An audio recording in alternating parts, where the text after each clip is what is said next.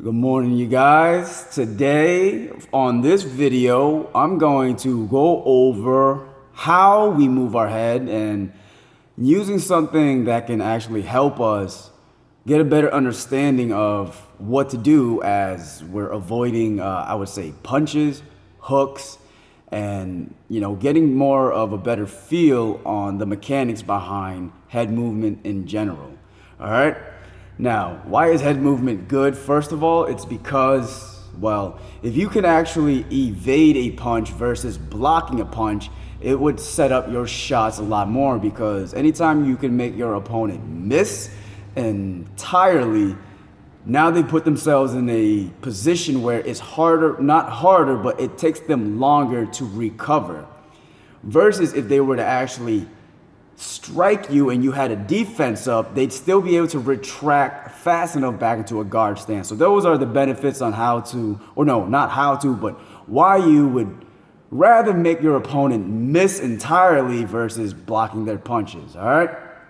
So first off, I have Bob here with me that I'm going to use, and I'm just going to use his, I guess you could call it his arms, to practice head movement. All right. You don't need something as extravagant as Bob to actually, practice this. What I used to do is use any kind of a ball, a tennis ball, a lacrosse ball, any kind of round object that you can hang from a ceiling on a shoestring. Nothing too heavy, because then you have to start, getting into some more hardware stuff, but something, that works for you, right? But when it comes to head movement, all you're really trying to do is get your head around basically a swing or a strike. I'm going to go mainly over the idea of punches. Now, if you look at a fist, your own fist, it's not that big, all right? You're literally avoiding a target that's coming at your head about that size. So your head only has to move about this much in direction any which way, all right? But enough talking. Let's show it off real first, and then we'll talk more about it later. So with this arm here that's coming straight towards me, I'm going to just do a couple bob and weaves. Now, what I like to do is place my ear as close as I can to it, it could be a tennis ball, and just dip my head, and I can feel every inch as I move, all right? Because what I'm trying to do is get a good sense of how low I should go, how far I should go, and, just how big my head really is compared to how far I'm trying to move it. So I can just do this over and over. All right, as you can see, this is hitting my shoulders, and I do want that eventually at some time. I'll explain that why later, but this is a good place to be in, just where the shoulders are, and just keep going back and forth. Now, here's why it's a good reason to actually have an object to practice on, because when you start off just practicing in the air, it's hard to get a good feel for what feels right. What you'll see a lot of, or what you'll feel or see in the mirror if you're practicing as you're doing head movement, is a lot of this.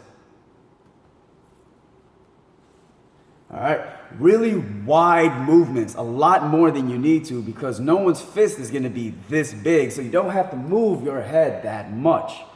But it's always good to practice stability and balance, so if you are going to do that, move your feet as well. All right, but for now, as I'm doing this, right, I'm just getting a good feel on how far I should go down. So it's nice to have some kind of an object that I can relate to or use to measure myself and kind of get a good gauge on where my head is. So this is like a nice quick drill where I practice my slips. A punch is coming towards me, I move my head just slightly out of the way. And when it comes to head movement, it's a good idea to get real comfortable with it, because punches are flying at you.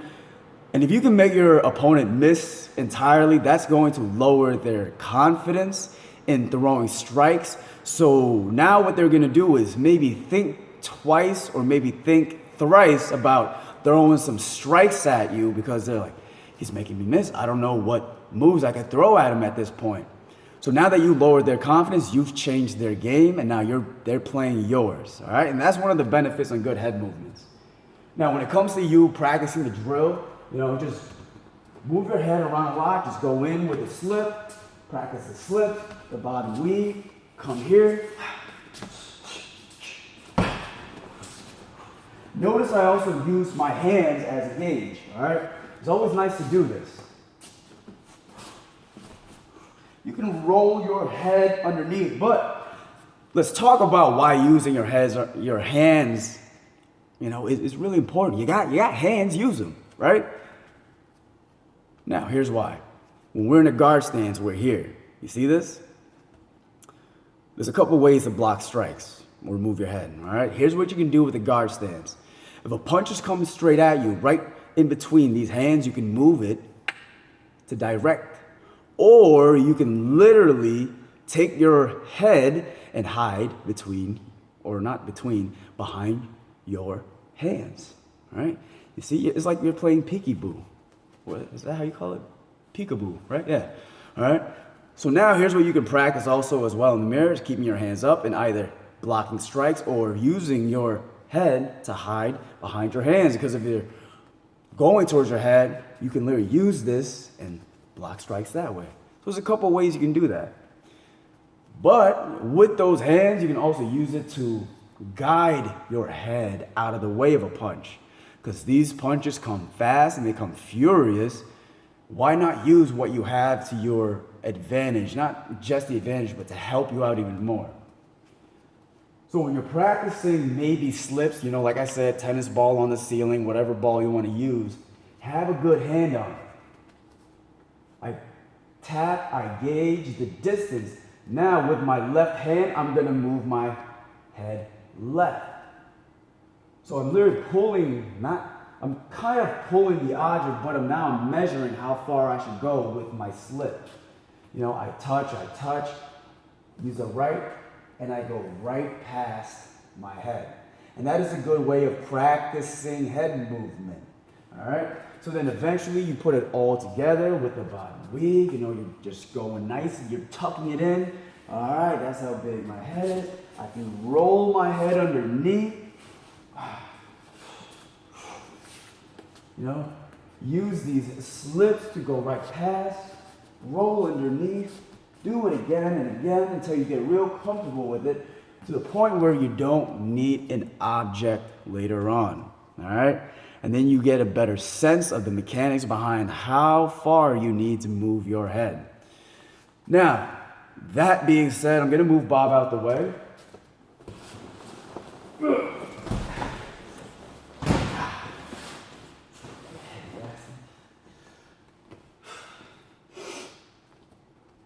When practicing movement in general, you don't just want to wiggle your head and move your body around or your head and wiggle your body, right? Yeah, anyways. You got to move your feet as well. And the one thing that you want to do as you're moving your feet is keeping your head stacked underneath your feet with your hips. What does that mean? If you just lean forward and do all this, you're going to throw yourself off balance, right? In order to regain your balance, you're going to have to move your feet as well. Or not just regain, but sustain your balance. All right? Now, here's the benefit of doing that. Because you don't want to just think about getting out of the way of a punch, you also want to play that game of, just in case another punch is coming, I'm able to get back into a nice strong guard stance. All right? So as I step and a punch is coming forward, I'm able to at least reset my stance easier. Now, if you just move your head and another punch is coming and you're saying, I want to go that direction, you're adding extra steps to your stance in order to get into your guard stance. What that's going to do is add milliseconds, maybe even a second more to your defensive maneuver. And you don't want that because, in fighting and all this other stuff, seconds really do count, right? So as you move your head, right, if you're going to move your head left, you want it to at least line up with your foot, so that way your foot drags with it and you can go back into a good stance. You're more stable, you're more balanced, and if you're more stable and balanced, you're able to regroup yourself much, much easier. So when practicing movement in the air, head movement, don't forget about your foot, all right? If you're gonna step left, move your head left with it and pivot in the guard stance. If you're gonna go right, move your head with your foot right, so that way you're always balanced.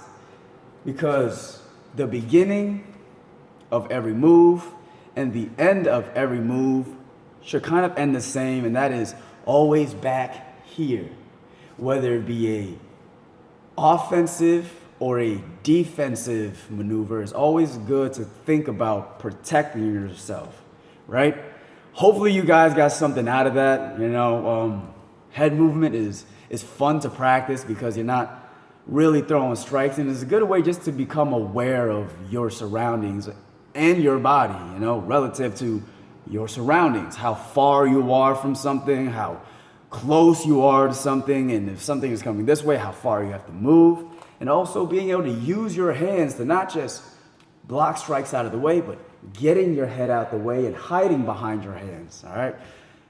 That is what I have for you guys today, and hopefully it helped. If you have questions and, or comments, anything of that nature, just let me know. And there's a lot to talk about when it comes to this stuff, but go easy on yourself, have fun, and, ask me more questions if you like, all right? Hope you guys enjoyed